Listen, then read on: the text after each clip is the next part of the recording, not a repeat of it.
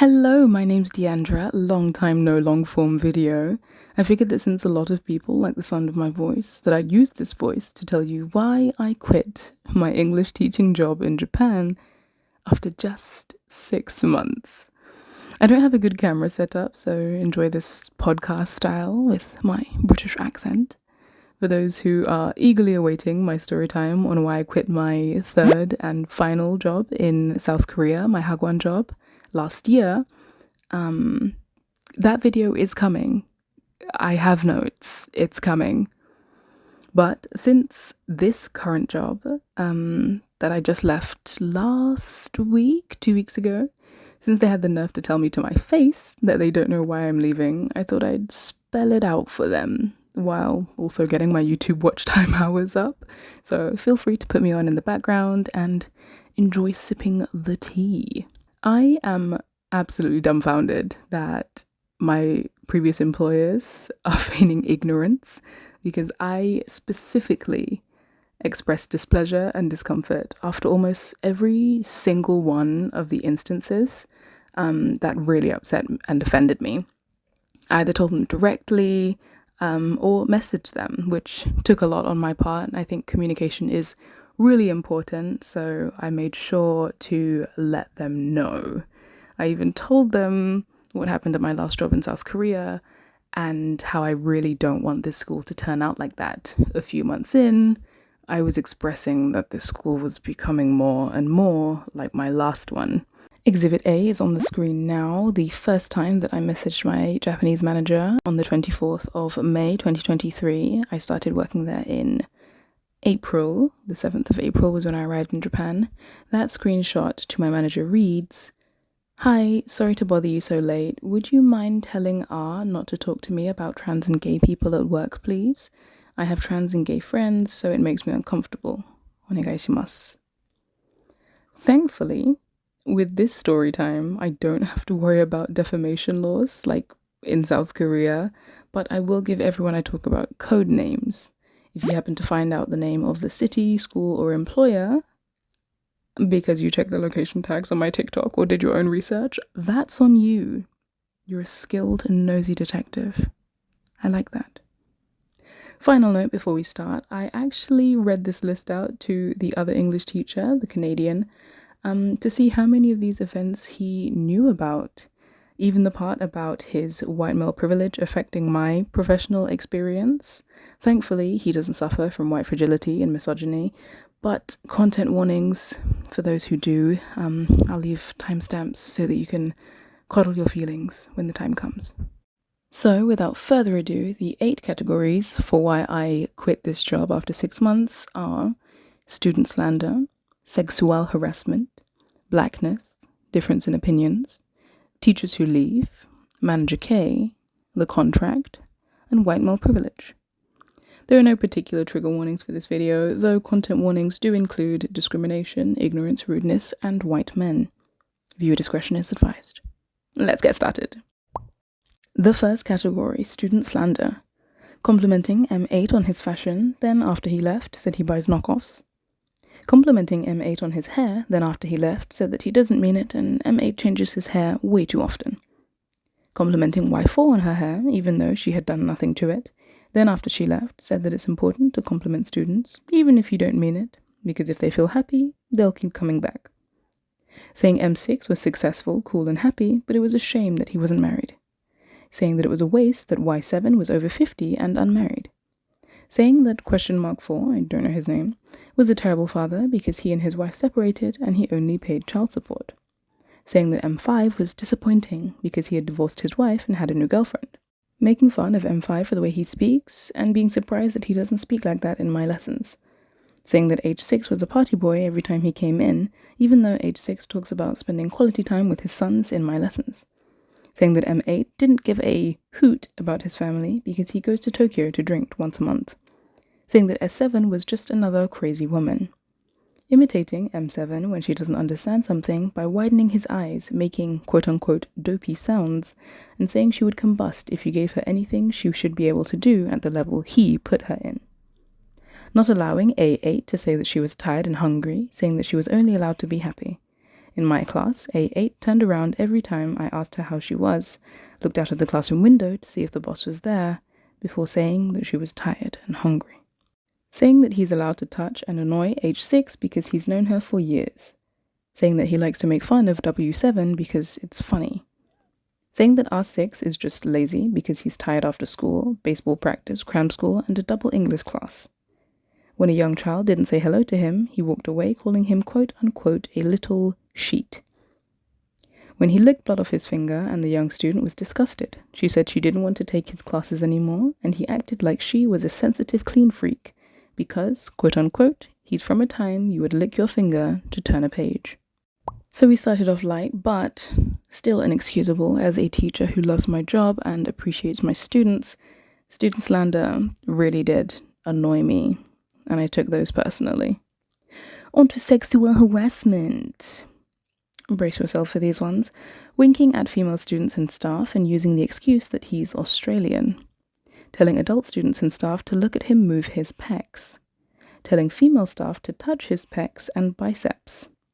Asking a female staff member what her measurements were, and when she said that that's sexual harassment, he said it was just a question. Commenting on the bust of a previous female teacher and telling me he was annoyed that she would get mad at him for staring at her chest. Looking at my chest and playing it off as admiring my necklace. Telling me on my first day, just before I had signed the updated contract with the updated dates, about the female teacher in Japan who was unalived by a student and how it was her fault for leading him on. Quote unquote, she was asking for it. Saying hi in a slimy tone and wiggling his eyebrows at female students and staff. Hi. Like that. Daily. Joking about forgetting to do up his zip because men have so many things to remember to do in the toilet. Now on to Blackness. I am a dark-skinned black woman, so obviously these affected me. But I will admit that living and working in South Korea was worse. It was worse, it was harder, and I've heard worse. But these still upset me a lot, because I'm still human. When he told me that Japanese people treat foreigners like idols because we look different, and I said that racism means that I don't get that same treatment, he said that some people comment on how big his nose is, and it hurts his feelings.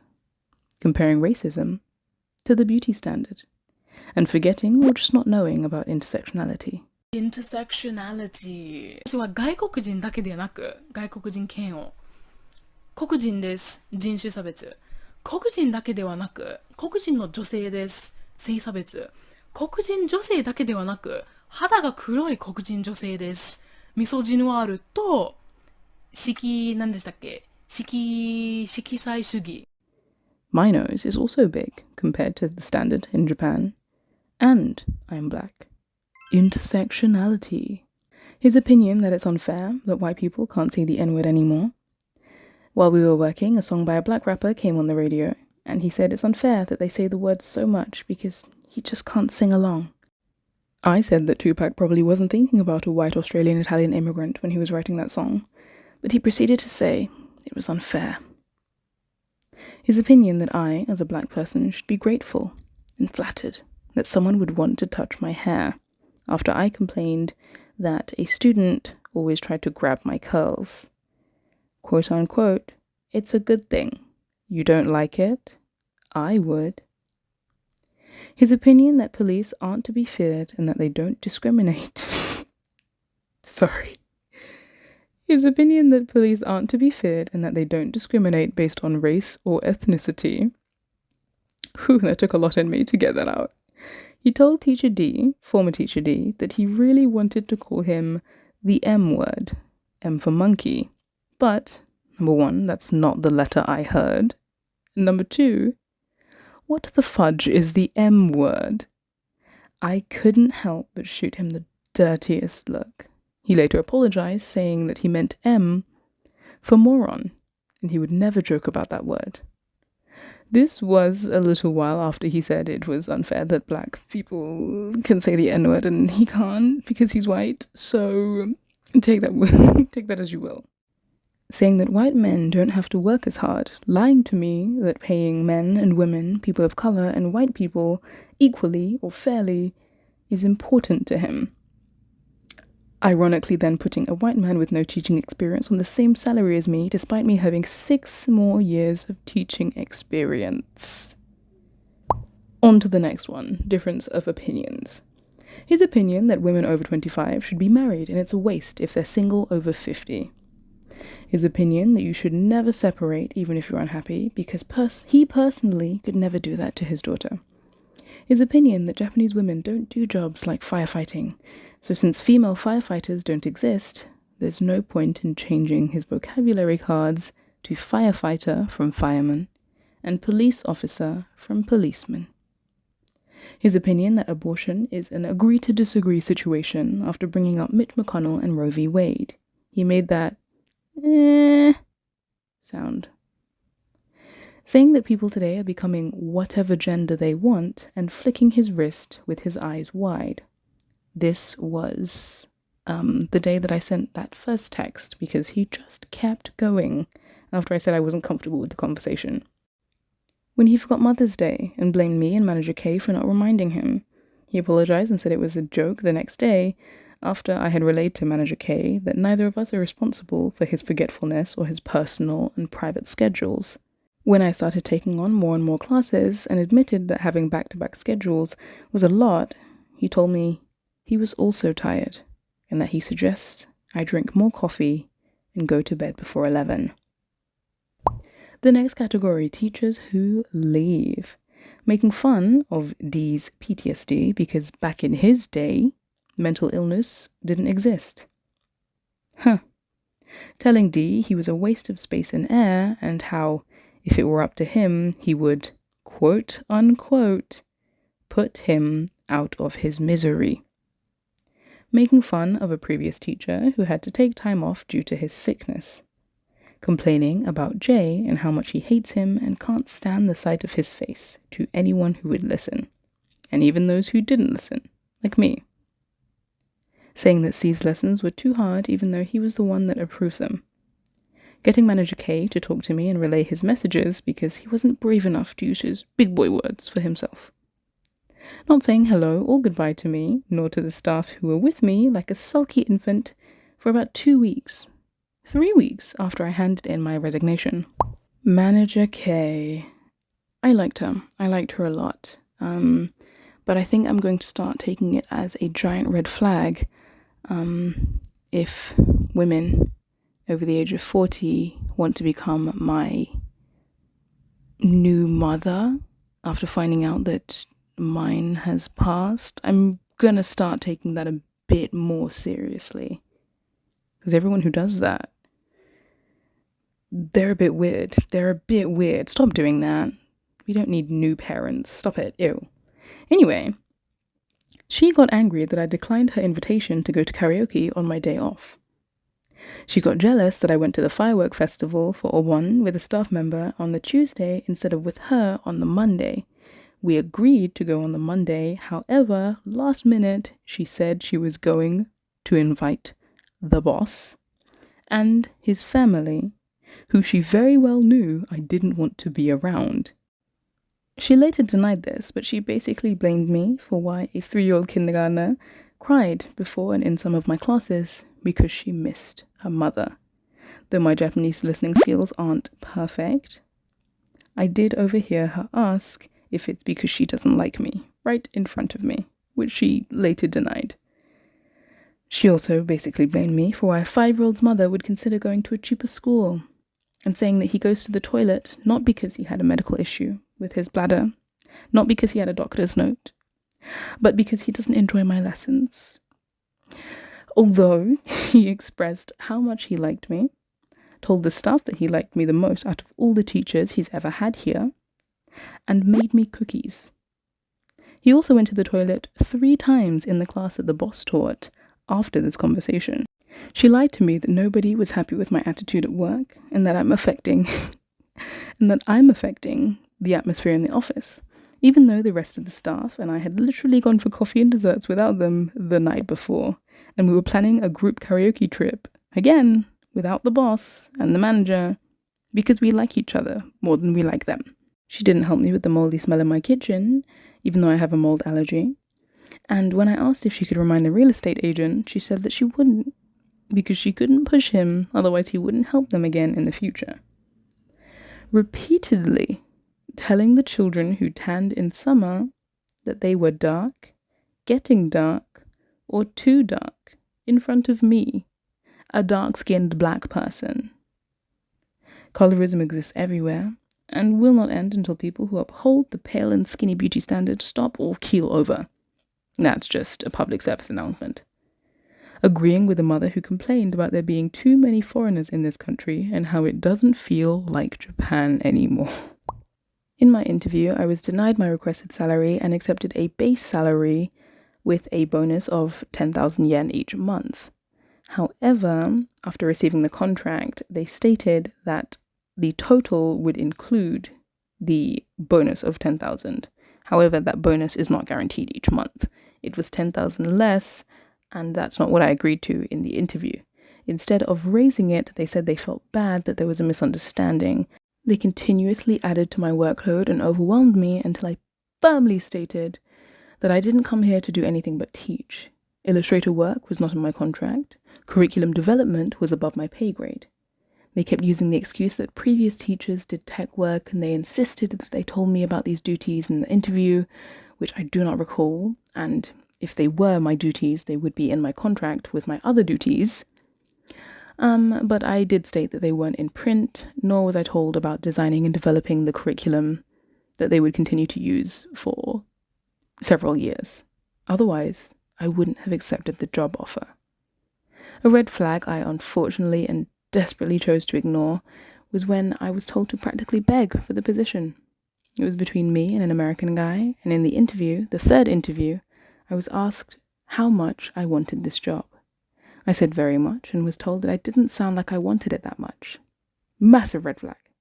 I had to turn it up and ended up bowing and saying "onegaishimasu" in Japanese, which basically translates to I beg you, I request, implore. The Japanese manager Kay was there in that interview, so I suppose I was appealing more to her and showing my understanding of Japanese culture, but I did feel uncomfortable and stupid that I was practically groveling for a position. It was the first instance of power harassment, and although nothing that happened to me was my fault, and I can't control how badly other people chose to treat me, I do regret not having enough funds in my bank account to deny that position and comfortably continue my job hunt. This is the second and final warning for those who do not want to hear that white male privilege actually exists. Continuing on, my Canadian co-worker's name is A. A used his phone under the table in front of students. A used his phone in class to show videos and photos. A played music on his phone when the boss wasn't there. A watched part of a live stream at work when students were not present. A admitted to taking long toilet breaks to use his phone. One time, a student was waiting to use the toilet and decided to go to the convenience store instead. A spent a long time in the staff room on his phone. A listened to music on his earphones when students were not present. Something that I did when I had a huge gap and only 2 lessons, and I got in trouble for it. However, A told the boss that nobody was there and was granted permission. Frustratingly, A started listening to music after I was told off to see if he could get away with it. This is what white male privilege is. He wanted to see if he could do what I, as a woman of color, could not, and he was successful, so he got more confident.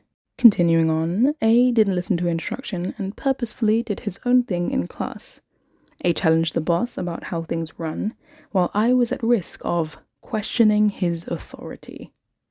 A made conversation with the boss, but once the boss left, A talked about how he thinks the boss is an idiot or an asshole. A swore in adult classes. A swore in front of students in reception. Once A left the room when he made a mistake, yelling, "Holy shite, we've already done this lesson," when I forgot to write the page number down and left the room after the lesson to calmly retrieve the page number in my folder. I was told off for leaving the room and mansplained from the boss that I should have kept calm. A crossed his legs and folded his arms in front of students, and even when told not to, did it again anyway.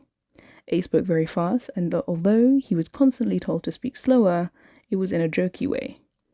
When A forgot to write the correct date or made a mistake filling in the folder, the staff laughed, brushed it off, whereas the expectations for me were higher, and I got a serious sit-down and talking to.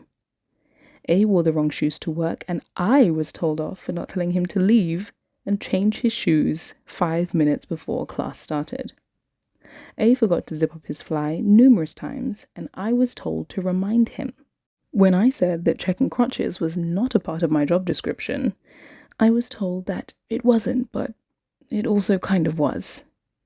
A went over the lesson time, sometimes up to 5 minutes, whereas when 3 students asked me a question at the very end of the lesson to confirm their understanding, and I went a few seconds over the bell, Manager K went in and profusely apologized for my tardiness.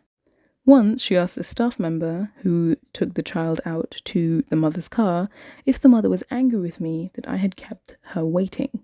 The staff said no, of course not. I asked for help with my flat tire on my bike, and I was told to go to the bike shop by myself. Ironically, the next day, A came in with a flat tire, and the boss brought his bike pump. The manager called the bike company, and they offered to take him to the bike shop. A found out that I had the same problem and said I should go with them. For those who might think it's because I can speak Japanese and he can't, in my interview, I clearly stated that I wanted support. I didn't want to be cast aside or expected to do important things on my own just because I can string some words together. When the boss told A that he preferred A over me because he wanted more people like them. For context, I'm probably the 4th foreign woman to work there. The rest have been white men from the UK, the US, or Canada, so you can guess what people like them could possibly mean. Telling me that the reason A and I swapped lessons was so we could practice for all types of lessons, but later telling A that he had more energy than me. Despite complaining to me a few days prior about how A still needs training 4 months in. A getting training and having his first lesson about 2 weeks in. Meanwhile, I had 2 days of training and my first lesson was on day 3. Yes, I do have more experience, but I'm not getting paid more than him. I was also taking on extra classes because A wasn't ready to teach them. There were days when my schedule was packed, but the boss and A had less than half of my classes. Near the end of my contract, Manager K admitted to A that they were giving me more classes than him. This was so that A could focus on Illustrator work. However, that's not a priority. We came here to teach, and A is not getting paid for the Illustrator work. The time A put his foot/shoe on the table to show us his new socks, and I was the one who told him to take his feet off the table. The times, plural, A swore in front of students and or students' parents and wasn't spoken to or warned. The time I was told not to cross my legs or arms in front of students, but A did and was told not to, then immediately went back to doing it when the boss turned around, and was told nothing when the boss turned back around. The time teacher D and A didn't greet the students, silence when they came in, but I was told that I wasn't greeting them loud enough. So there are several more reasons, several more unfortunately, but that's it for the end of this podcast. Thank you so much for listening. If you would like more podcast formats in the future, do let me know. I have a lot of rubbish jobs, and I have a lot to say and complain about. Thanks for watching. Bye.